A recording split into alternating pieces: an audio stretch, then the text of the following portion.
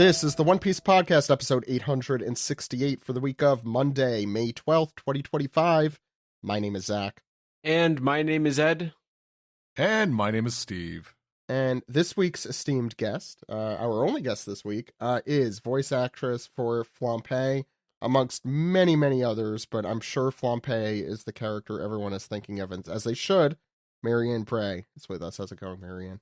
Hiya, I'm doing well. Flampe is the best character, so, it's understandable that that's the one you would think of. How have you been? I feel like it's been a while, right? It has. It has been a minute. I don't remember. I don't remember the last time I was on here, but that's okay. What is time? I don't know. Life. No. Sorry, I didn't mean for that to get to pontificate there. You were last on Super Soaker? Is that really the last one? Our previous boyfriend bracket, I think. I was going to say, I could have sworn it was a bracket episode. Yeah, that's right. I was arguing for why Ace is the best boyfriend. Yeah. I'm not going to, no spoilers. You could listen to episode 844. I think that's the last one. It's because he's hot. Yeah, ladies love the freckles. Yeah. Is that what it is? They're cute. They show character. It's true. That's true, yeah. Shows you've been out in the sun. Or who have very pale skin, and it just happens. But we're in a post-daddy bracket world now, if you didn't listen to last week's episode. Oh, dear. No, I need to. Clearly. Yeah, oh wow, Marianne, you missed that. Yeah, that's we'll talk more about that later. I don't even know what happened and what was going on in the last episode, because there wasn't a chapter, but it sounded like everyone had a good time based on the reaction to it. Yeah. Absolutely. So yeah. I think as Vero would describe it, it was a bunch of Italians yelling at each other, so there's a preview. Yeah, that was a very good description of it. So if you're Italian, you'll fit right in. If you're not, it'll be like going to an Olive Garden, which I assume is the most authentic place an Italian could go. You can't talk with your hands on a podcast. You can. It just doesn't have the same. You'll audible hand smacks of the mic. Yeah. Yeah, you have to hit the mic multiple times so they know that way they know. Thank you, Marianne, for the preview. Anyway, so our Italian cast, that's last week. Big thanks to all of them for doing that. Check us out on Patreon, as I mentioned, at patreon.com/OnePiecePodcast. And before we get started with the 1148 recap, Steve, you were at Universal Studios recently, I think with... Did you say current? Oh, I thought you said you're at Universal Studios. Oh, currently. Yes, recording live. I'm on the Mummy ride at the moment. Don't ruin the illusion for fans. Yeah. So how Steve was and a bunch of 10-year-olds dressed as Mario. more like adults dressed as Mario. Yeah. I don't know. I go to Universal a lot. So yeah, I just remember the last time I was staying at the hotel in North Hollywood when I went for the concert a couple summers ago, and every day I'd go down for breakfast, and there would be a kid dressed in Mario for going to Universal. I almost thought you were gonna say you could see the giant minion from your window. I only know that from John Mulaney's show, and that's as far as that goes. Sounds cursed, though. I have to check that out. Yeah, it was the second weekend I went. The second weekend of the event. It's only going through the 18th, so there's only one more weekend. Check it out. But went with was there with some friends. Jill and Dennis from the podcast were there as well. Cosplay.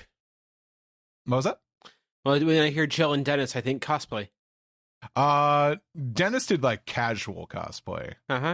Cool. Or what do the Disney people call it?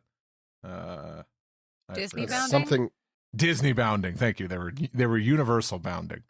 And speaking of weekend events, last Saturday, so like 8 days ago as we're recording this, it was One Piece Day at Fenway Park. A friend of the show, Val, went. He sent me a video of Luffy throwing out the first pitch. Looked like a good time.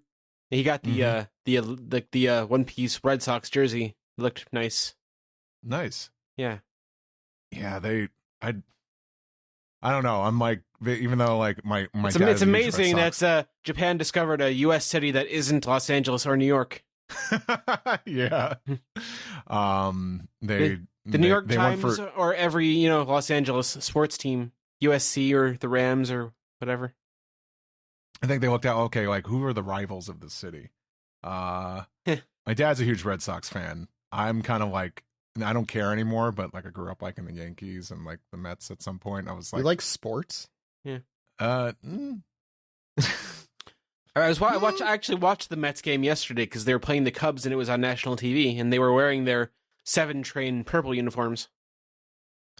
Oh, okay. I think I caught there was a Dodgers and Diamondbacks game on Friday. Guys. I just noticed. I don't know. I just no more the Diamondbacks were wearing these like purple and teal uniforms, and I'm like, that's a good fit. Yeah, those are like the throwbacks to like the 2001 when they won the World Series. Not even, there was something else, but they remind me of the Hornets, the NBA team. Back when I still think like NBA teams have the same logos they did back in the 90s, and they don't anymore. No. It's all like modern now. Yeah. It's not cool. Bring back 90s. Yeah, that's your catchphrase, Steve. Bring back 90s. That's your motto. But yeah, remember the 90s was taken. The Mets were wearing these gray uniforms with all these like purple undershirts and accents because that's the color of the 7 train. Yeah, the 7 train. It is, yeah. Yeah, the good old 7 train. Yeah, which I rode when I was in New York last May. Is that like the C train? No. It's a different one. It's the one. It's the train from Manhattan to the game. He's right. To Flushing, New York, specifically. Yeah, it's the one. If you want some good dim sum, well, I guess not. That's the one that goes now to the Javits. Except on the weekend where they have an anime convention. Yeah, no, obviously not during anime. And Hudson Yards to Flushing. Yeah. But every time I'm there for Anime NYC, it does not run. No, because they know you're there and they don't want you on the train. They're too sophisticated. With all their... Can you tell it was a slow news week? So, Steve, what happened at Universal Fan Fest? It's... I think if you're in the area and you're on... if you're still debating whether to go, I would say I think it's a good time. I think they have enough like unique like events and walkthroughs there that are pretty cool. In terms of the One Piece stuff, it's photo meet and greets with the Straw Hats. And I think if you stick around late enough, they eventually just do one with the entire crew. So I did that, and they have like the themed food. It's temper your expectations. It's theme park food, but I don't think it's terrible. It's not out of Sanji's cookbook, is it?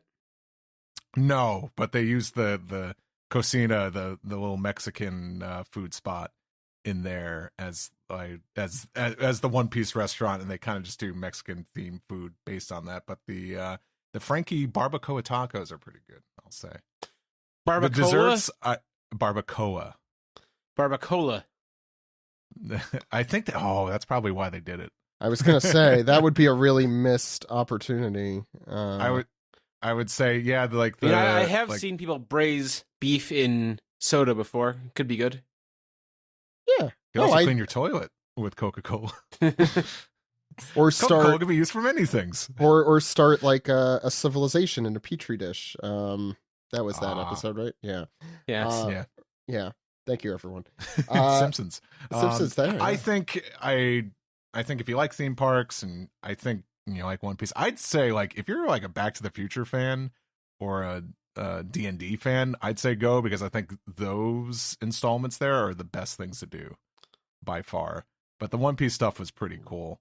I embarrassingly yelled at someone trying to make content, asking the Sanji character who was better, Nami or Nico, and I just was so frustrated. Oh, Nico. Yeah, my favorite Straw Hat, Nico. From now on, we're talking a lot about Nico today. From now on, we're only referring to her as Nico. Not my shining moment, but I was still kind of just like... They can't see your face, but it's the Steve face that I get sometimes. We're gonna call Luffy Monkey today. But I'll just say in conclusion, I'd say like, yeah, if you like theme parks, it's kind of like, from at least like when I went, it wasn't too busy. I think probably the Ren Fair is also like competing with attendance right now, but yeah, go check it out. It's fun. Yeah. How hot is it in Southern California right now? Well, it went from being like 68 degrees to being like 98 degrees, and now it's going to drop back down to the upper 60s. Oh, so poor baby. Weather's weird right now. And it always will be. So we have our manga recap. Steve, are we doing an anime recap tonight? Oh, no, we're not. There's a recap episode. Nope, it's a recap. Sam and I did a double recap last week. We Oh, can't recap a recap. And the manga recap is chapter 1148, Ronja. Yeah, so we're going to get into that momentarily. I should say Sam should watch the recap anime episode because Carrot co-stars with Chopper. So there's your little treat, Carrot fans who are still disgruntled over her not joining the crew. Me, I'm disgruntled. Oh, there they are. There's the Carrot fan. Well, how about that? I'm fairly well gruntled now. Since Zach Ed is gruntled, responded like he found like Waldo in a Where's Waldo book. Like, look, a Carrot fan. A Carrot fan. Or you did one of those magic eyes. Yeah, that's what I need. Let's get into the manga recap, please. I see the sailboat. That's a Carrot fan. It's a schooner.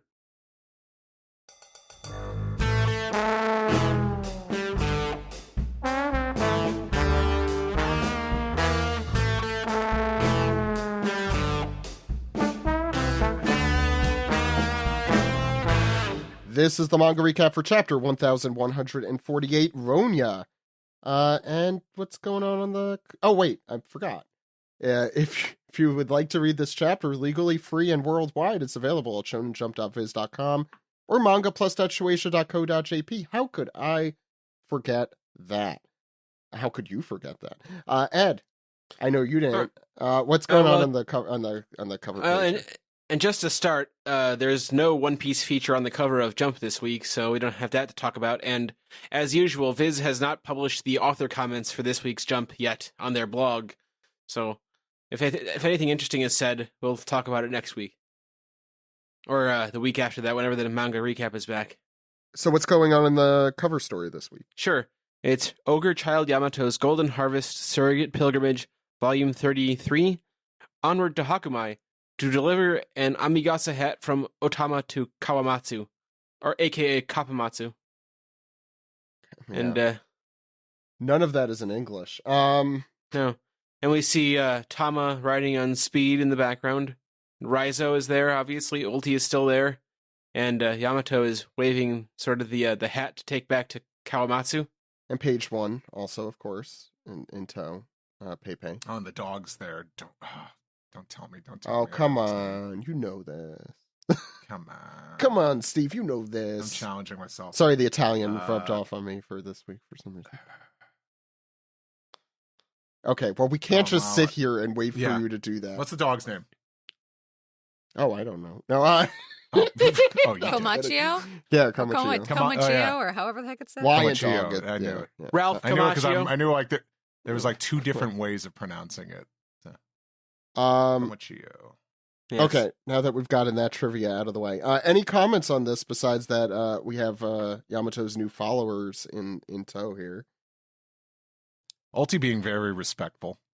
Yeah, that's a change for her. Yeah, well, they've turned over a new leaf, so that's good. Yeah. I do like how page 1 is just sort of lurking behind Yamato's back like that. He just has that look, like most Allosauruses. I should check and see if Allosauruses lurked. No. If because they noticed that like Ulti and page 1 have that sun symbol now. Yeah, the like Kozuki sun thing. I was wondering. I was curious to the Odin's crew back in the day. If they had a similar, that's a good question. Yeah. While he looks that up, the Akazaya 9. Akazaya 9, yeah. Was that, were you looking up the name of the Akazaya 9? Yeah, it's been a while. Oh, wow. Actually, Yamato's starting their own Akazaya 9. Steve, I thought, exactly. But Steve, I thought you were the one who read the manga. Like, no. I gotta say, Tama is still being very cute in the background. I don't think she's capable of not being cute. So true. She tries. But she's also Nakazawa 9 had moons. I'm sorry, they had moons on their thing. Yeah, well now we're following the sun, which I mean we've talked about here. Yeah. So it's been 33 volumes of this. I'm trying to remember who Yamato is delivering the sword to, who he's supposed to bring that to again. Saying it was 33 volumes of Elbaf, and No, I'm not. I was going to see my life flash before me. I mean, possible, but unlikely. It'd be 300 something chapters. I don't think that's happening. Anyway, I could hear our audience yelling the answer, but unfortunately I can't make it out here in the past. So, yeah, any other comments? Otherwise we can move on. Okay. I will take that as a no. Ed, what's going on in the first 2 pages here? Sure, we're sort of back where we were with Ronja, and we hear, my legs are moving on their own. And we hear, Ronja, Ronja? Where are you going? You're gonna fall. Ronja, and that's Ilva calling after her. And then Ronja continues, what's going on? It's weird, huh? But I'm fine, Ilva, don't worry. I'll be fine. I know it. No big... Ronja, no. And she's about to fall off the arrow. It's been 1,148 chapters. It took this long for someone to finally walk the plank in a pirate manga. Did we talk about this, like, the last episode we were on? Like, that's pretty weird. Like, we predicted that. I'm going to take the credit where it's due. Yeah, go ahead. Yeah, and Ronja is sort of out of breath now, sort of huffing and puffing. And then, I guess, this is Ilva again yelling, come back, Ronja, that's the underworld down there. Maybe this one is Gunko saying, to Summers. The first one is all set up to plummet, Summers. Then he says, good, patch it so that all of Elbaf could hear. And he continues, now if we don't hear your decision within 30 seconds, the first one of your kids gets pushed off. Beard Hill Jarl, you need to give the orders to your school teacher. Tell her to light the school and library on fire. It's so cruel. Chief Jarl, that library holds the words of people across thousands of years of history. What do you mean? Obviously, lives come first. We go to the next page. The conditions, we got a bunch of schmucks. I don't know, what do we call the Elbaf rabble here? I'll let Steve think of something clever. The Elbabble? Okay, I'll take it. So here are the Elbabble. The conditions... Our Greek chorus? Well, Viking, like Viking chorus or something. I know there's, again, I hear people in the future telling me better puns, but, we'll have to wait. The conditions ain't the real issue. This is a massive turning point for Elbaf. I've read history books. Will we bend the knee to them or not? And another guy with a very funny, I don't know, I really like this design. Very just prototypical Viking here saying, you want to let our children die just to prove a point? And hideous guy in front, what is going on with his face? Saying, is there anyone around here? You have to stop this preposterous game. First person calling it a game, by the way, since Shamrock did, I guess. Meanwhile... In the briar patch. Meanwhile, in the beard in the briar patch, inside of Saul's facial or back hair or something, I'm not quite sure, we have whispering Robin and Chopper. Robin saying, you stay here. Chopper being like, what? We shouldn't fight without knowing for certain what their power's to do. But what are you gonna do? And Robin just says, look, I can't hold back the emotions that are running through me. Feel you there, Robin. As Nami asks the $1,000 question here, you're going to kill children? Are you literally insane? And he laughs. Did I ask for the opinion of insects? And why you? Ugh. I don't know who's saying that specifically, but I assume it's Usopp. We go to the next page. Here's Ripley, who is obsessed with Frankie, seemingly. Once again, she's been walking around holding him like an action figure this whole arc. Why not continue that trend? Saying, I'll go too, Frankie. Except not anymore. Yeah, because Frankie is, I guess, fending people off as they all head to save the children, presumably. We have to, what is it? Children! Won't someone think of the children? And everyone takes up weapons. We have some cool designs, generally, including Dorian Broggie here, who you may know from previous chapters of One Piece. And they all hurry to Branch Route 8. And yeah, you just see everyone heading there. On the bottom panel, we see some of the nightmare, sleep nids. Sorry, there it is. Heading through around Elbaf toward Branch 8, which we all remember that diagram from last week. So we're seeing it from a different view here, but yes. Steve. And Somers goes on, laying down the deal here, saying it's like, previously, like, you got to burn down the school and the library. You are forbidden from removing a single book from them.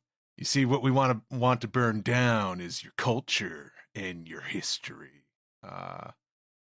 And that's like that's trigger that's trigger words for Robin right here, because she's like, no, that's it.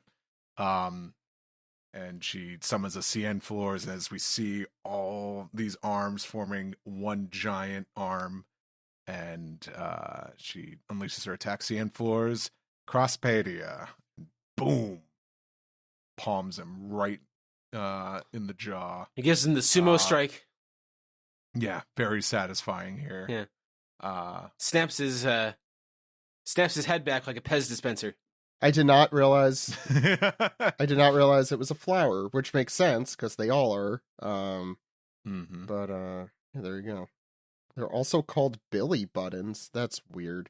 That would be a little less badass. Billy button. Oh, Billy, like the bird from Strong World. Yeah, sure, just correct. like that. It's gonna give you a Billy button. Summers hits the ground with a sick thud, and our tied up straw hats are like, "Oh, hey, Robin's all right." But Jinbei, ever so mature here, says like, "Be careful. We don't know what makes them tick." And Robin says, "I'm aware of that." As we see Chopper still sneaking in Saul's hair here. But we see a shot of Somers here as some more arms spring upon him and wrap around his neck, and we hear Robin say "Quattro Mano," and Somers like, "I know you. You're Nico. You're just Nico. Yeah, Nico. You have no other name. Just Nico. Nico Raw." And before he could even finish saying.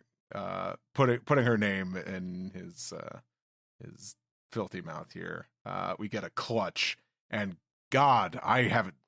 When's the last time we've seen one of these? Yeah, you got the full spandom. Yeah, she's so fucking satisfying. him up. Yeah, this is now like now he's definitely a Pez dispenser. Trying to think what else like this is like here, but I feel like like speaking of spandom, I feel like I haven't seen one of these. Maybe remember Hammond? Yes. Oh yeah, the eel. The eel guy from Fishman Island. Yeah, that was like one of the last. I think Robin's just doing her chiropractic work again. Yeah, I'm sure she's being generous. Further putting into question if this is actually helping people or not. But I'll say like this was so satisfying to see, because I'm like, oh God, it's been forever, and it was used at a good time. Pump. Yeah, that was great. I was very happy to. Well deserved. And I love that these two pages mirror each other with just Robin kicking his ass. It's very nice. She deserves that. I'm sorry, Nico. Anyway, no. Everyone cheers for Robin here, as is appropriate. Brooke is like extra mummified here in arrows, presumably. For reasons, I assume. But Nami just sort of went back with her legs up like, yes, queen. That's what she's saying, yes. That's still a thing people say, right? Anyway, Summers is flumping over. Not flampaying over, but flumping Dang over. it. And this was her remembering from earlier, right? That they're immortal, you can't beat them. I think this is Saul. Saul, right. Yeah. And here comes Summers up from the dead saying, as I was saying, you've got 20 seconds until the kid falls. And Usopp's like, damn it, he's a zombie too. What are we in Thriller Bark? And even we get a Herg Try attack. putting him in the ground, Rob. Yeah, that's true. Luffy knew how to get him a body this. bag. Yeah. So, what is this called in wrestling? I assume there's a move, Steve, here that Robin's doing. Let me take a look here again. Well, this is just well, in Smushing? the anime con scene in the early 2000s, we used to call this a glomp. Oh god. Oh my god. Bear hug. Yeah, either of those. Cien floor glomp. I'll write it down, but I don't like it. Cien floor yaoi paddle.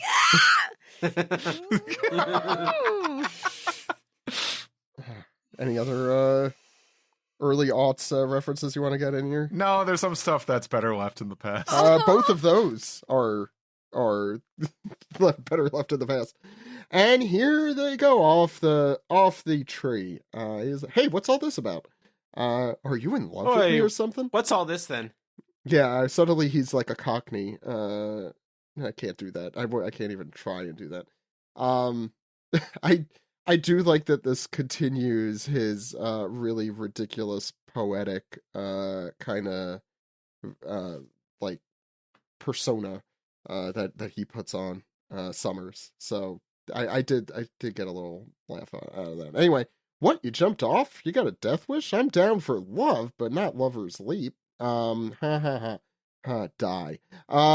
As you have Brooke saying, Robin, what are you doing? Is she going down with him? Jinbei, everyone very confused.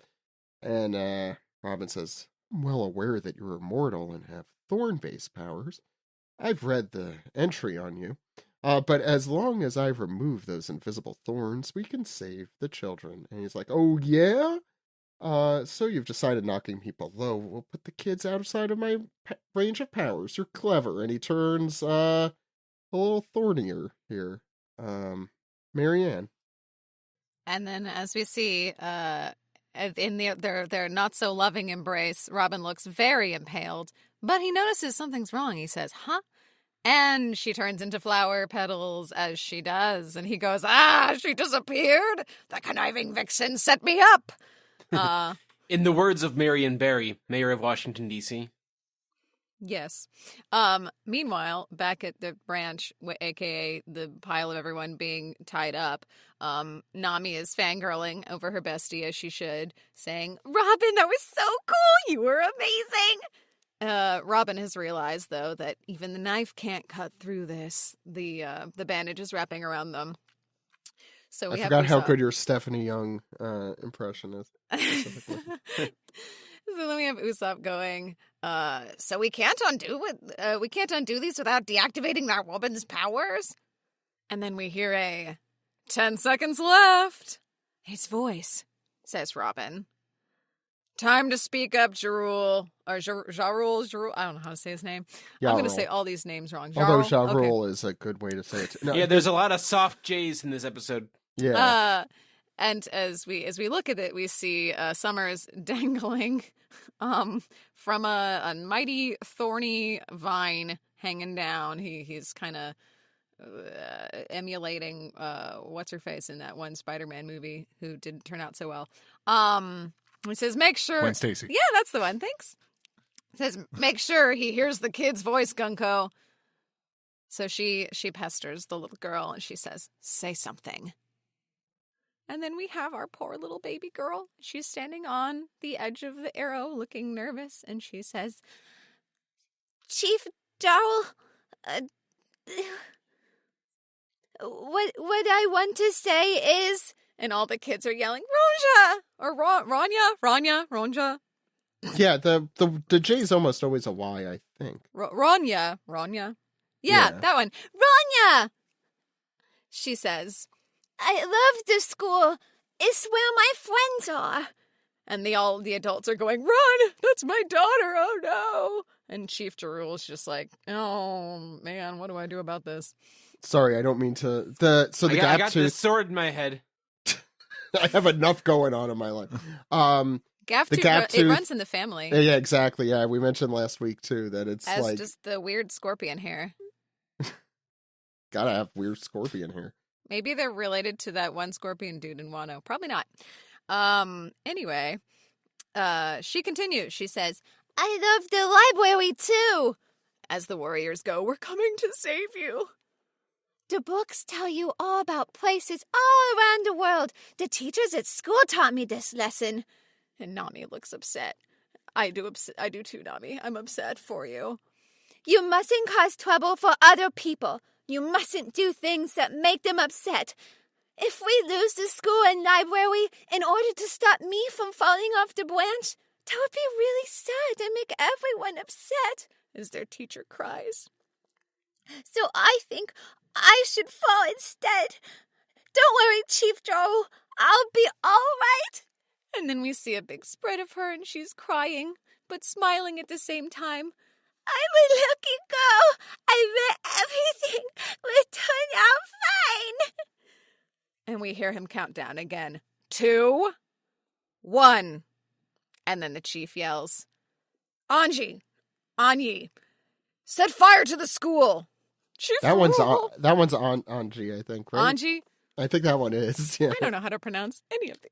No, me neither. So I'm really the wrong person to ask. It's a country full of people where we're not sure what the names are pronounced. Just like Wano. Yay! Hell, we didn't even know how to spell Elbaf. Yeah.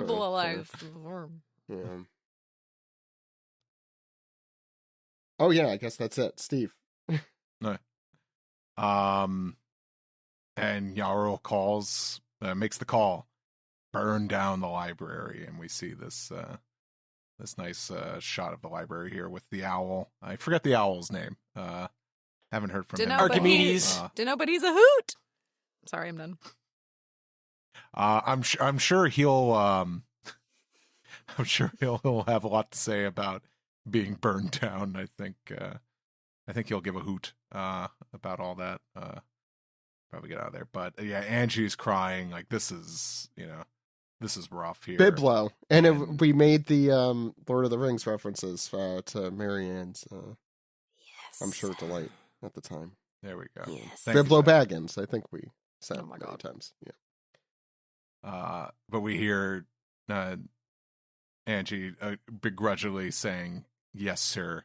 And we zoom in on Saul, who has blood running down his face. But that's not the drip we hear. The drip is from a single tear running down his eye. And Robin also sheds a tear here. But I mean, that's her library, too. Yeah. And that...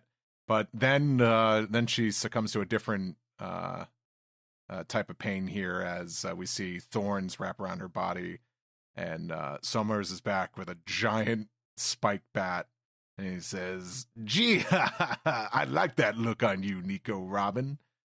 And I think this is the crew responding, "Don't you dare!" And they're urging her to run away.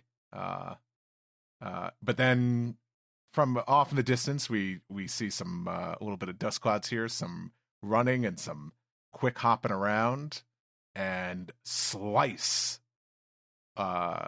Summers' left arm here is cut right off.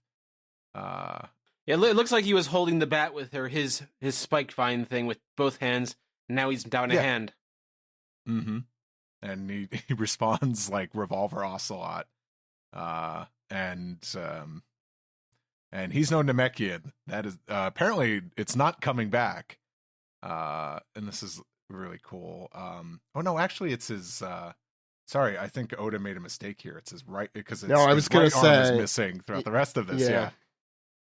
I think Oda messed up here. Or maybe it's a secret world where things in that are... lower panel, he's still holding it with his left hand.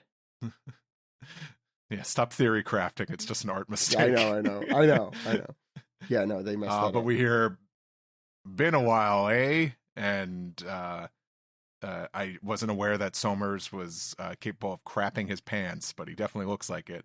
Because he yells out, "Scopper Gabon!" And it's slice one right across the chest as Gabon does that cool samurai tropey thing, running right past him.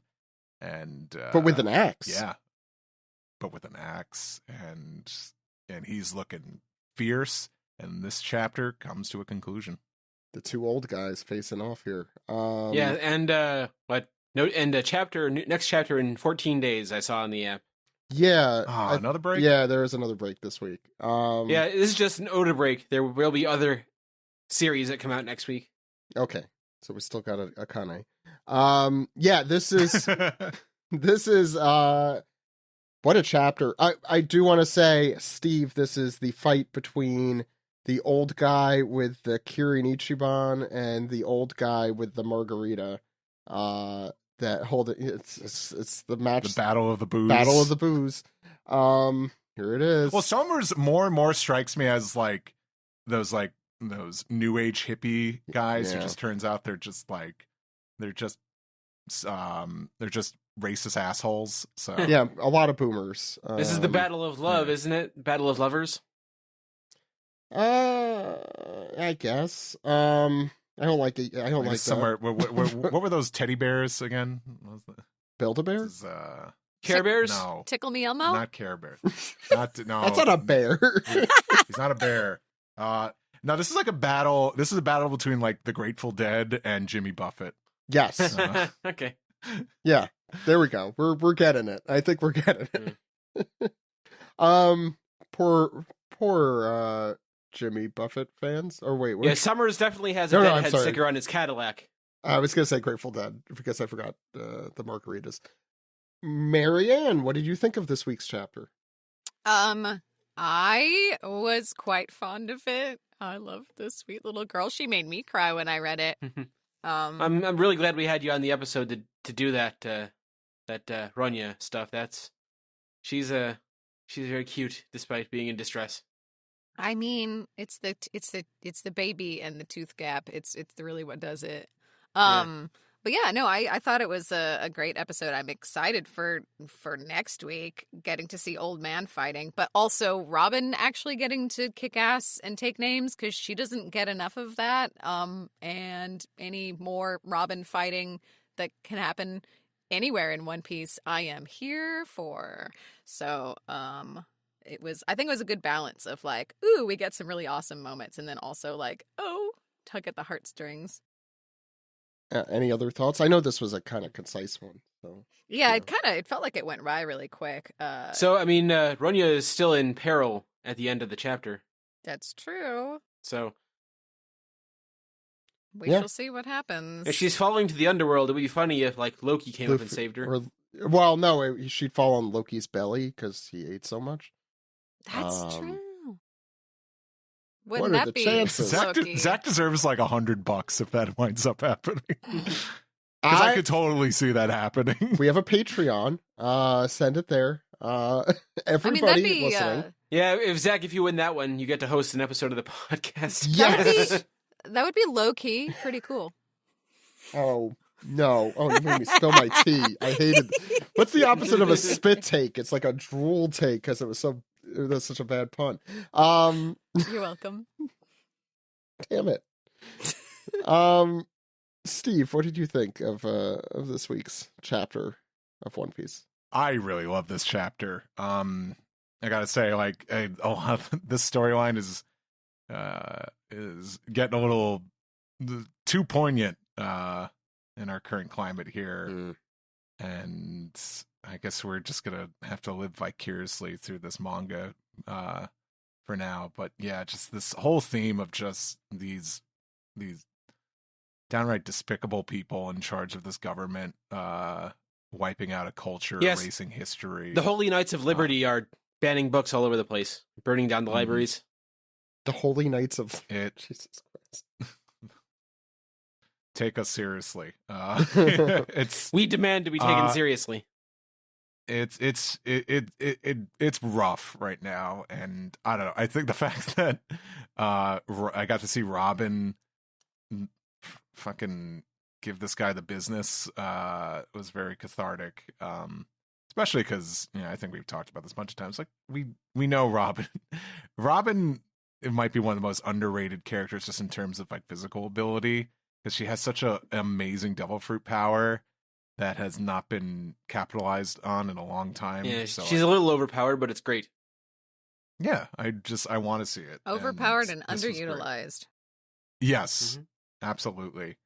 But wow, like just the circumstances in this are just dire, and like, I don't necessarily know that I was confident. I'm like, nah, this little girl will get saved. Don't worry. But like, just seeing this little girl like about to like fall to her death. Yes. And how are the Duke boys going to get themselves out of this one? Quite well. Hopefully a car with a better flag on it. Leaps in to save the day. The Dukes of Elbath. Luffy can just like summon a cloud net in Gear 5 and just scoop her up. It's like the Kintone or the Nimbus or they're like doing the little like the fishing thing in like Japanese festivals and stuff. Just scoop. Oh yeah. Oh, the paper scoop thing. Yeah. That. But just very dire circumstances here. So like, definitely, I think like truly like we're really starting to feel the stakes of this arc, and I mean we have been for the last few chapters, but it's feeling serious. It really really seeing the point of the Holy Knights. Like they're just they are sort of the government personified, and they take orders basically directly from Imu, and this is what they want. They feel very inspired by the Zach could probably chime in on this. They feel very inspired by the Inquisitors from Star Wars. Yeah, I get why you're saying that. I think they're more threatening. I don't know. The Inquisitors in Star Wars never really they don't super threatening. Imu doesn't want people to see how they took power. Got to burn all of Imu's fraud log. Yeah, but Zach, they had spinny lightsabers. Yeah, that's also sucks. They fascists have spinny lightsabers too. But I think Oda did a really good job conveying like spatial awareness in this chapter. Like you see just like all that negative space at the bottom of page 2, like that just conveys like, oh, that's just like. It's a huge drop to the bottom there. And I think for the most part, showing where all the characters are, so like nothing was too confusing. I would say when Gabon was running in, I had no idea exactly where that's coming from. But I guess that's a branch underneath the main branch that they're on. Hey, he fast. But I think just super fast. Yeah. I think just like the paneling and the layout in this chapter was really well done. I think the pacing was really good. Yeah, don't run too fast, old man. You might break a hip. I don't know. He's going to break. He's breaking a rib cage, I think. Someone else's, but Yarrow having to make the call though, like that. Like that point, it hit hard because I did not know. Like obviously, I did not know how this chapter was going to end. So I was just like, "Oh shit, it's getting pretty bad here." And like it was only like the last page here was where I was like, "Okay, someone's coming to the rescue." Like I didn't think anyone was coming to the rescue before. So this gives me some hope here, but just very cathartic, this chapter. It was short, but it hit hard, and just getting reminded of like Robin's powers, because even with when she tackles him for a second, I forgot of the double thing, and when she was impaled, that's when I'm like, wait a second, but see, like as soon as she jumped off the cliff, I was like, okay. And the one last thing I'll point out is I think both Steven and I both saw when Somers was still hanging by a thread or by a vine. It reminded me of Usopp and Skypiea with the Usopp I believe it was called. Oh yeah. But really, really funny imagery there. Like Somers is such a piece of shit, but at least like he's still kind of goofy. Like I want him to die, but At least he's entertaining. Yes, I want him to die in a funny way. Yes. Like Wile E. Really Coyote. great chapter. Really good chapter. Yeah, like Wile E. Coyote is a good visual for how I want that to go. Ed, what did you think? I really had a lot of fun with this chapter. I mean, it's as you were saying, it's very sort of showing the goals of the government and the Holy Knights in particular, what they're trying to destroy here, and also sort of demoralize the people of Elbaf by putting them into an impossible position, and Ronja being so selfless of like, maybe I should fall, and like, I would be so sad if the library and the school were gone. That's where my friends are, and that's where I learn stuff, you know. And Robin in particular being affected by this because, as I said, that's also her library. That they tried to destroy it once, and they saved it once. Got to find a way to do it again. And seeing her, like, give him the sumo strike in the face, and as I said, turning him into a Pez dispenser, feels good to look at. But thank you, Marianne, for being on this episode and doing Ronja justice. That was it's a desperate situation. That's what the anime episode will be called. Desperate situation. Ronja hovers above sky in peril. Yeah, go ahead, Ed. Sorry. A real Dai Pinchy. Yeah. No, that's I mean, this is. I still sometimes have a hard time following the art, like where you were saying about where Gaban was running in from. I think it's supposed to be vague. Like, I'll give Oda that, credit there, I think. He's kind of doing like a little skywalk. Yeah. Coming in from somewhere. But, yeah, this is probably the most I've enjoyed a chapter in some time, and there wasn't even a lot of humor in it. But I loved seeing Nami, like, sort of with her feet up, like, cheering Robin on. That's her homegirl. Her kicking ass. Yeah. Love to see Robin kicking ass. Yes. Yeah. Zach, how about you? Any final thoughts? I was gonna say, Ed, I think last time you said you really enjoyed it. I think you said it was the same thing. Like, I think this last run, I can't with the breaks. I'm not like 100% well, sure. Ever since we left Loki, really. Yeah. I mean, some of the Loki stuff is good. Don't get me wrong. But very funny. I think the stuff once like the Holy Knights, I think, have kind of been unleashing their chaos. I think all the pieces that Oda set up have been really interesting to like see what how he's executing on everything. This chapter was outstanding. I mean, I think that's been the general consensus.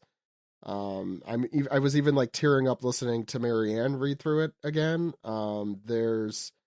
I mean, I don't have to say that, I think the parent-child thing, I get. But also, like, I mean, even before I was a parent, like, that's what an awful... Is Ronja Jarl's granddaughter, or granddaughter's granddaughter? I think granddaughter's granddaughter, yeah. I think it's, like... Or I think they all are, is it Ilva to be or fair. I think it was Ilva, actually. But when it's... One thing about Family Tree is that when it branches out enough, everyone's, if you live 500 years, you're going to have a lot of great grandkids. It's just going to happen. That's got to be a real pain in the ass to organize at Thanksgiving. I don't know. Luckily, I think it'd be pretty great. I'm sorry. That was... Wow. I'm full of bad puns tonight. It's fine. Yeah. I got to go to your great-great-grandmother's house for Thanksgiving. Oh, I hate going to great-great-great-grandmother's house for Thanksgiving. I think you'd have a nickname at that point. No. I said your great-great-grandmother, not your great-great-great-grandmother. Oh, I love my great-great-grandmother. Oh, great. Okay. Yeah. I love Gammy. She's great. Yeah. In my case, it's like got to pick up grandma to go to Thanksgiving or the Mother's Day barbecue or whatever. And at a certain point, usually around when people start turning like 90 years old, they're just like, don't really want to do anything. They don't want to go anywhere. That's weird. I hit that way earlier than 90. I'm 36 years old and I don't want to do anything. Yeah. I think I hit that in my 20s. If you know what? Teens. Yeah, no, but I think Oda hasn't done like something this like emotionally resonant to me in like the current day events. Kuma, aside, since that's about to air in the anime soon. But it's been a little bit. Even the Kuma stuff was a little while ago at this point. Or what? Toko and Yasuye. Yeah, good one. Yeah, that is probably that's the most recent present day like emotional gut wrenching moment, and this feels similar. Not that we even know the father of this. It doesn't really matter who they are specifically, but the fact that I think Oda really adds so much dimension to this girl in such a short amount of time, like in just the pages Marianne did, basically. Or just a little girl likes her brain. It's her willingness to like sacrifice herself for, their history that is kind of, but she's still, she's being brave, but she's still upset about it. And that, well, yeah. I mean, she's 8 or something, right? Or 9. They're very young. Or I'm sorry, they're 20. Forget but seriously though, like I think it's just like terrifyingly sad, because it's like, someone who doesn't fully grasp the situation. And I'm not talking about Yarrow, who also has a sword through his brain and doesn't fully grasp the situation. I keep thinking of how you don't give the 500-year-old man with a sword through his head decision-making ability, but here we are. You don't negotiate with terrorists. Yeah, don't negotiate with 500 half millennia old men with that's brain issues. Before you stray too far from what you were saying, Zach, sorry, I just want to realize I should commend these children here, mainly Ronja, is because part of like one of the the plot points of Elbaf right now is like, oh, like the kids don't want to be warriors anymore. It's like, oh, is Elbaf going soft? And I think and Ronja is foolhardy and confident enough to be a pirate or a warrior. Mm-hmm. Well, I just want to like commend. It's like, yeah, like maybe these kids aren't being trained to be warriors, but at least this is still very brave of them to do. So I like to think that like it's not completely lost on this generation just yet, and like they could be strong in other ways, and just goes to show just like how important their culture and history is, that if a child is willing to sacrifice themselves, like it really does a good job just showing like what's on the line here and how important it is and what the stakes are. Yeah, maybe Saul was a good teacher after all. Maybe. I don't think anyone doubted Saul was a good teacher. Yeah, no, I 100% agree with Steve. I mean, I think a person's mettle gets tested at moments of hardship, and a person's character. So, it does make sense that this comes out at this moment. It feels very, or like when Luffy was getting beaten by Blue Jam and Porchemi with the spiked gloves. Yeah, I mean more like, I guess, like, I think just more that, like, in hardship, you could call them, as Steve said, you could, call them weak or weak-minded, or weak-willed, but they're obviously not, when it comes to, Especially for children, because that's like right. Generally children are understandably very selfish because they haven't learned not to be. So the fact that she's saying such a selfless thing at, equivocally, 8 or 9 years old is huge. Yeah. But it all feels very real, which is, yeah.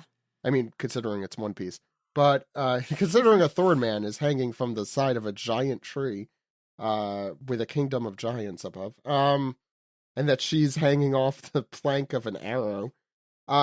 Given all that, I think what I really enjoyed about this chapter is how real the emotions really come through. Like everything with Robin, I feel that. So you kind of have these like two competing emotions, like of course you don't want to let these children die, but also fuck, you do not want the libraries to burn down. So, like, as a reader, I think it is a very difficult balancing act because you're just angry at this person for putting you in this situation. And it's a helplessness, which is, I think, why the ending and certainly Robin's panels are so cathartic. I'm just hoping it goes somewhere that it continues to be cathartic. But I mean, we've been talking about how this arc is set up for doom and gloom since we had the party up front, since we had, all the good stuff up front, all the exposition, and now we're getting some doomsday stuff. So yeah, I just want to again give the flowers to Robin, pun intended. I agree with Steve. The fact that we kind of like haven't seen her powers on display like this, I think Oda used to his advantage here, in that as a reader you forget she does these things, and I think that really helped the chapter. And once again, the reason I've been really enjoying Elbaf in particular is the Straw Hats are really stars of this story in a way that they really have not been in a very long time. And I think pretty consistently. This chapter obviously included Nami, Robin, even Jinbei. And Chopper a little bit. And yeah, a little bit Chopper, I mean. But Jinbei actually, there's the Mr. Level-Headed there. Mm-hmm. Yeah, no, I think they really are the shining stars of this chapter, besides Ronja, who also, of course. And Scopper, I guess, next time. Any other comments? No, One Piece is good, people. You heard it here, controversial take. I look forward to your comments refuting as such. Why don't we move on and do some piece together?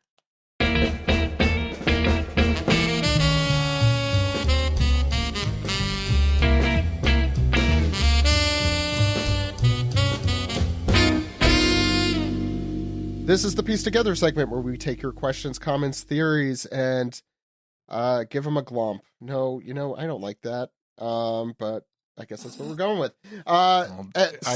What's worse, saying glomp or surprise hug? Ooh, surprise hug is worse, I think, because that gives it an air of it's okay. When it's glomp not. is just one syllable. You just get it out there. It's already out. It's like, okay, all right, I said it. It's done. Surprise hug is, it's more, like that. What it's is it? Around. Is it the Patton Oswalt bit about how sanitized swear words sound way worse than the actual thing? I think glomp sounds more consensual. Yeah. Surprise hug is not so consensual in the name. Yeah. Steve, what's our first segment? Our first segment is News Piece. By the way, Ed had to take off. That's why you're not hearing him say it. But thanks again for him for coming on. Do I have to read this question? I think I do because of Patreon. Well, now you do. Yeah. Hey, OPP. Since today is Mother's Day, Mother's Day. And to provide equal opportunity, well, there's a reason he's going to have this on the brain. Since today is Mother's Day, and to provide equal opportunity for the female characters for the boyfriend bracket DILF edition episode last week, who is your favorite MILF in One Piece, and what female character would have great potential? Don't be misogynist and avoid answering the question. You need to glorify the women on this podcast as well. Well, you know what? I'm an equal opportunist. I don't glorify anyone. That's my cop-out answer. Wow. Okay. No, but seriously, I don't know. Well, this won't take as long because, as our friend Jill will point out, moms aren't made to last in One Piece. They could be dead ones. I will recency bias and say Ripley. Oh, Ripley's up there. Yeah, that's absolutely. Not even. Yeah. Yeah, there aren't a lot that are still with us. Ginny is up there. Yeah. Oh, Belmere. Bellamere? Yeah, Belmere. Yeah. It's much. I have to admit, it's much easier when female characters mostly share a similar silhouette. It's just name mother here. To be fair, though, a lot of these mothers don't. Like, I feel like there's a little more variety. Like, she's the MILF. I mean, well, Big Mom's the biggest MILF. That's true. And she's MILFed a lot. Yep.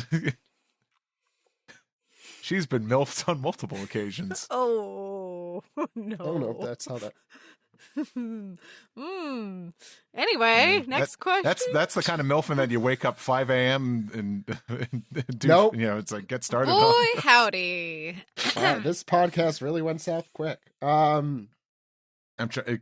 So Zach, has can you think of many men on Big Mom. Anyway. Olvia, are you an Olvia fan? I mean, Olvia is just Robin. Yeah, she's with different color hair. Robin. Costume B Robin. Costume B Robin. It's the alternate skinned. What is it on like a video game? I know how these things. No, I think like her hair's slightly different though. Otohime, maybe. Oh. She's not really milfy though. I mean, she's mom, but she's I don't know. Mm-hmm. I mean, she's more inspiring. So if the I true. Stands for inspiring, which I assume I'm just trying to think of mothers in One Piece, and there are not very many that are coming to mind. Who you have more than like Zach, 2 seconds of screen time. There's the MILF that you always think is going to be doing something more. It's Toki, one of your favorites. The next question is from Plaid the Impaler or Slay. Hello, my fellow weed whackers. What a cool chapter for Robin and Gabon. They both definitely came in clutch there, huh? I get it. Hey. Yeah. There was a ... before it, so intended. I still don't see why people in One Piece see One Piece as political. It's so silly. The world government wants them to burn down the library and destroy their history and culture. What's political about that? What other seemingly political stuff in the series is just people being silly? For instance, maybe Usopp shot down that flag because he thinks Flag Day is boring. By the way, that would still be political. That's true. Have a great week and rest in peace. Skype. I thought it was Skypea. Okay. Maybe next week we should do our voicemail episode. By the way, since are we? They're not going to come in anymore. Go ahead. I mean, all of Fishman Island is definitely not political at all. True. It's just about some fish people and how they don't like humans and how the humans don't like the fish No, I people. think this is how we should answer this question, which is, I think, what he's asking, or they are asking. How can we make up a justification for something that clearly was written to be political as not? Oh, okay. So, like, Fishman Island is really just a story about how you shouldn't build your boats too big, because they could fall on your island and destroy them. Yeah. It's really an innocent story about boats. See, Dressrosa, it was all about toy collecting. Yeah, you shouldn't do too much of it because you lose your own identity. And how you have to be careful with your toys or you will break them. And sure, they're going to put tariffs on all those toys, but let's not make it political. It's not about that. Yeah. Okay. Also, sometimes your birds need to fly free and don't put cages on them. Was the bird cage really political? I know, I'm not making shit up. That one may have just been stupid. Sorry, I hate the bird cage with a passion. See, Water 7 Endy's Lobby, Elbaf, the main takeaway here is delete your browsing history. Yeah. What? That one I don't get. It's okay, I'm fine.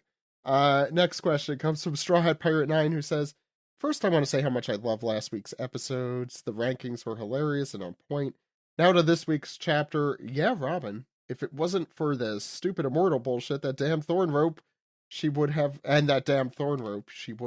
that. I love Ronja so much, sweet baby angel. Thank God for Gabon. I like that look on you, Somer. Such a satisfying ending to the chapter. I think Steve put that well. We finally see his "I'm crapping my pants" face. Excellent. You think his pants are brown? That's why they're brown. I don't know. I think they're going to be. I think pant color yet for some. What's Shank's dad again? Chicken fingers. Yeah, garlic. Oh, Figureland. Figureland. Garlic chicken fingers. Yeah. I think he's in black. So. Oh, okay. It's not too late to draw garlic chicken fingers with a moon shape. Yes, it is. Next one comes from Sailor Karna, who says, "Hey, OPP, what a chapter. Ronja is definitely the MVP of the arc. Wow, already. I can't wait to see where things go from here. I totally cried while reading, and now I'm in my feelings." Feelings are good. Just a general statement. Yeah, no, I forget if this might have been a thing Greg talked about, just like the setting up the next generation after Luffy. I think this arc is doing a really superb job in a way that previous arcs haven't done a ton of. Like, Wano is an exception. I mean, there are sometimes kids in arcs that you could see in the future, but this one is like, it's a focus, in a way it usually isn't. Yeah. Yeah. All right, here we go. I get to read this. XX Nika Robin 351 underscore XX parenthetical cram the interrobang. Ahoy OPP. It's not all written out, but I said the punctuation. Ahoy OPP banger chapter as always. As the 351st Nika Robin fan in the world, I was popping off this week, and as a fan of the Dilves with a V, interesting. We'll talk about that conjugation later. I was also happy to see Gabon too. What an awesome chapter. No question here. Just want to say I had a blast this week. Love the podcast and hope you all have an amazing week. Thank you. XX Nico Robin 351 XX Cram. Next comes from Remove Arm Patch. I get it. You see, what we want to burn down is your culture and history. The world government's constant goal of destroying a people until they really die by being forgotten is so despicable, and it's thrown into even worse light by the fascist administration in the United States trying to erase the contributions of queer people and people of color. I would love to see Robin slap certain genocidal shitheads with a giant vine of arms and break them apart in Minecraft. Specific. Again, I have to read these. Anyway, how the heck did Gabon negate the regeneration? We know it's not any type of hockey, as Luffy wasn't able to permanently damage any of the elders. At first, I thought Scopper would be as strong as Rayleigh, but he really seems to have some special knowledge that we haven't seen out of any other former Roger pirate. Did he learn how to properly dismember fascists on Laugh Tale? Maybe that's what was so funny. Oh, that's how you do it. Oh, that was easy. Maybe so. I don't know. Quick theory that popped in my brain, because they all are sort of summoned like devils or whatever. Maybe he's just spraying some holy water on that axe of his, and that just cuts him clean. Probably not. I still think that they are, maybe not completely, but they're somewhat projections. Like their full body is not there, and that's how they're able to survive. And we know from the end of Egghead that if you pummel them enough, it makes it very difficult to regenerate. And we know that Conqueror's Hockey sent 4 of the 5 elders back to their house on Marijoa. So could be one of those things. Yeah, maybe he's like imbued Conqueror's Hockey into his axe somehow. Maybe. Yeah. Steve, any thoughts? No? Yeah. And no, it's just interesting because I feel like I don't think that, well, it's obviously not a devil fruit thing because Gunko could do the same thing. Huh. I have no idea on this. Has got to be maybe, something maybe the Roger Pirates like uncovered that we have not realized yet. Because now it's like everyone and their mother could do hockey now. So what's the next thing above that? So it's whatever in that egg that was on their ship. That's the answer. It's the egg. The egg. Does anyone here do a good Strong Bad impression? No. No? Okay, cool. But I was thinking about the Teen Girl Squad getting arrowed. But anyway. I like it. But I was going to say we're up to emails. This one's from Ben Wild, who says, "Hey, podcast, I have 2 questions for you. First, Harald Finehair was the first king of Norway. Could this be an inspiration for the Giants' King Harald? You know what? Yes. We're definitively answering that question here, because we have that kind of authority, right, Steve?" Right, that's right, Zach. Okay, thank you, Steve. Second, at what age, this is a good question, at what age do giants start having kids? Jarl has a great-great-granddaughter, so by my math, 40 would be the earliest, but that seems young given that Cullen is 20 and looks to be 10. This is a good question. I don't know how this works. And how old was Ripley when... So she's is she in her 60s? So she would have been 40. But if it's half, then she would have been 20. That kind of makes sense. So is it just like half of Yeah, she's 80 now. Says the 80? Wiki. Yeah, okay, so she's 80. Oh right, she was an older woman. So that means she's currently maybe 40, like in human terms. Right. Which makes sense. Meaning she would have had 20. Does that at 60. She gave birth at 60, which would be 30, which is also reasonable. Yeah. Maybe too reasonable for One Piece. I don't know, maybe. Okay, that's it for emails. Let me see if I should have checked this before. I didn't put a thing out for the, what do you call it? Blue Sky, I apologize. Oh, hey, we have a bunch on the subreddit Archipelago. Amiibo Hunter 000 says, so with Oda adding the mini to the Gear 4 attacks in a way to concentrate the Haki and energy without needing a full transformation, it made me go back to chapter 1127 and check out the group attack there. Are we going to see mini added to the volumes for Luffy's attack in 1127? I think that was that the one where they made all the quote-unquote mistakes that we were being all... I don't remember. I should check that.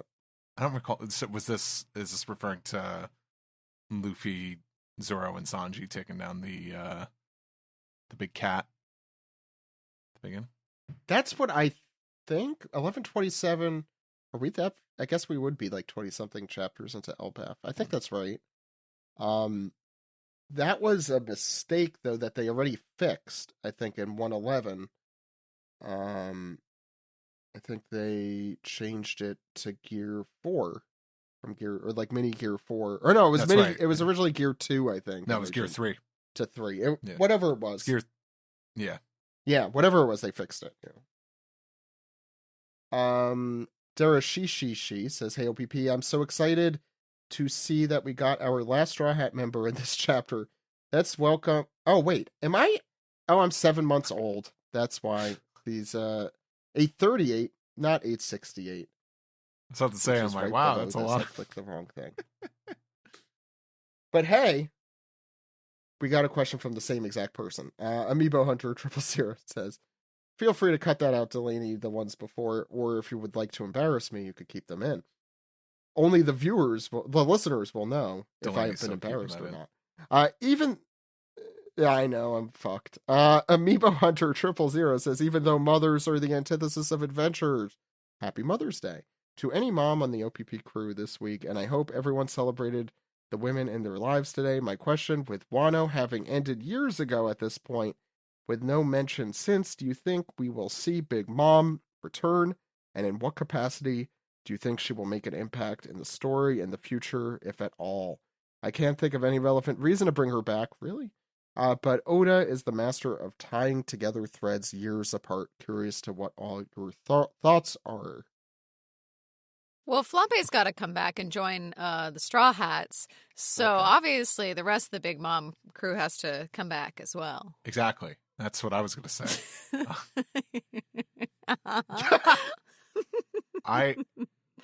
Okay, Steve. I was just saying, like, if Saul is alive at this point, I don't know. I don't believe anyone's dead till I see their skeleton. And even so, we've been like proven that a skeleton is zombies. No, a skeleton isn't deaths because of Brooke. I don't know. And Brooke. Yeah, we saw them fall in lava. I don't know. We see a lot of things in this story. I could see kind of like a reaction, kind of like an around the world kind of reaction. I wouldn't be surprised if like, we saw her in that capacity. Because we don't know too much about the fallout with the Big Mom Pirates after Wano either. So, who's to say? Well, except the pudding thing with yeah. Blackbeard and Kuzan and all that. Yeah, and I guess like the stuff that took place in Whole Cake Island in the cover story when she got kidnapped. I mean, it's definitely interesting to see like Vacuum of Power, like how that's treated in the One Piece lore with Emperor. I could see her being alive and reacting to things, but I just think as like a factor, she's out. I think it's just she's not gonna like team up or anything. But I don't know. I could be wrong. That's just me guessing, because I just think I'm like, there's nothing left to really accomplish with that story.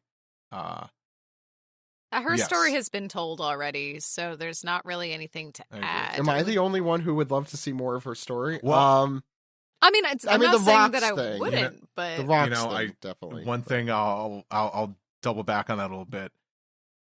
I wouldn't be surprised if we find out a little bit more about Big Mom's history with the Giants, or I'm wondering like, is her flashback? That's all you need to know, because I would love to see like some like fallout from like Big Mom running wilds and killing Yorl. Well, I think that would be in the Rocks flashback, which I still think like we'll still see soon. her in that. And we might get something about not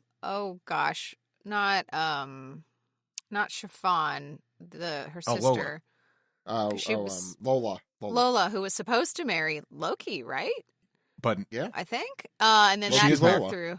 She's so we might now, see. Yeah, she right. is. Yeah, to she is. Vito. That's true. Right? But we might see like flashbacks in regards to that whole story, which would be more Giants and Big Mom related, but it might be like an Ace thing where we see Big Mom a lot in flashbacks going forward. I'm curious. I think in terms of like present day Big Mom, if alive, I just don't see there's nothing left to do there. But I don't know. Saul's alive. If anyone could do it, Oda. Like, I wouldn't be like, it's not like a Pell level, like, I would be angry about that at all, because I love Big Mom, and I think she could still contribute a lot to the story if he had an idea as to how or why. If anyone is still alive after being thrown into a lava pit, Big Mom would be at the top. Anakin Skywalker almost got thrown into a lava pit. He crawled out of a lava pit. Well, if we go by the movies, he was just like on the bank of one. Predicting the end of One Piece, if Sanji decides to like marry Pudding, maybe Big Mom will come back and she could just be a big mom-in-law. Sanji does deserve a big mom-in-law. She's just like, this place is filthy. Why did you like this guy? You could have done better. You could have married a giant. You could have married a giant, Pudding. It'd be really cute if like Big Mom, like awful person, great grandma though, spoils those kids. It's like Kaido. It's like Kaido somehow was a good dad with Yamato, with the one thing that he used the right pronouns, but nothing else. Just, you have one good characteristic. It's the least he could do. It's very well. Yeah, I mean, he did lock him in a dungeon. He's just grounding him. Extreme grounding. For years? Yeah, with no food, Yeah. No food or, trying to starve them to death. Anyway, Kaido's parenting aside, I think Kaido wasn't on the rankings last week. Interesting. Let's move on to the final segment here and round off.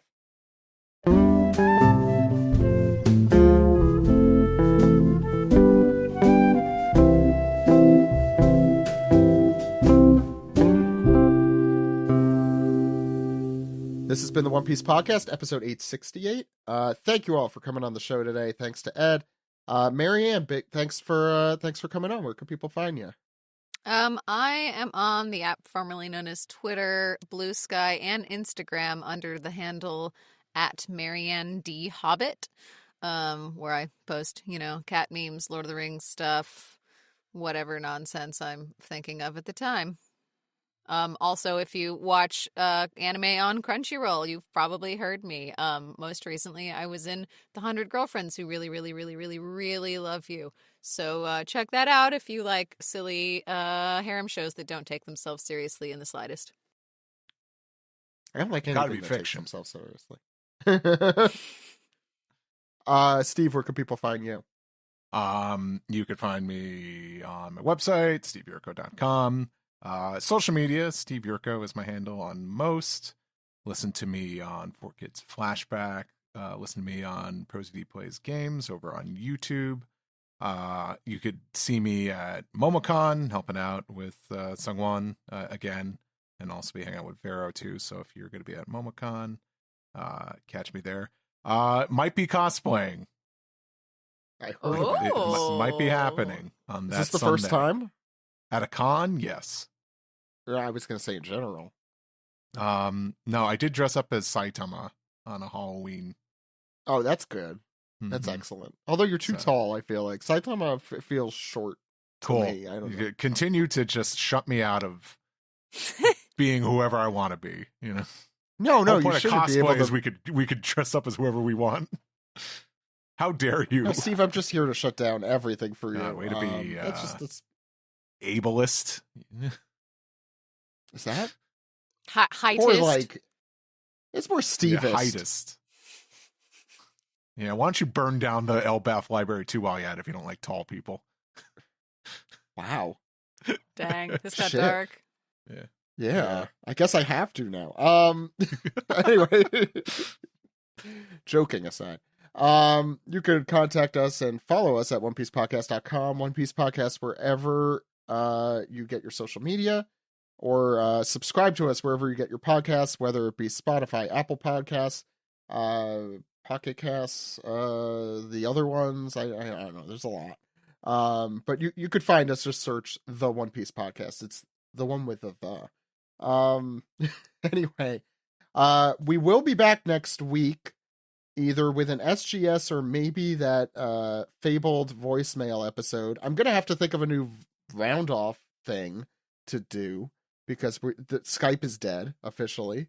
I don't know if that phone number still is gonna exist. I'm trying to. I can't believe One Piece outlasted Skype. I can. Yeah, that actually is the least surprising part of this. What am I talking about? I can't believe we outlasted Skype. That part is more surprising. Yeah, maybe that. Yeah, we'll salute the 16 years we had Skype, just about 16, as the it was the mainstay of our podcast for at least 10 of those. So, yeah, pretty crazy. Crazy times. I'll get over it eventually. Thank you, Microsoft, for sucking. Anyway, we'll be back next week doing something, and we'll be back the week after that with our Chapter 1149 coverage. I think that's it, though. Am I missing anything, Steve? Because my round off got all messed up, and I don't remember how we did do this now. I was about to jokingly say call anytime, but I realized the whole point of the conversation was we can't say that anymore. Yeah. Anyway, Maji, we'll see you next week, everyone. My name is Zach. And my name is Steve. Goodbye, everyone. Bye.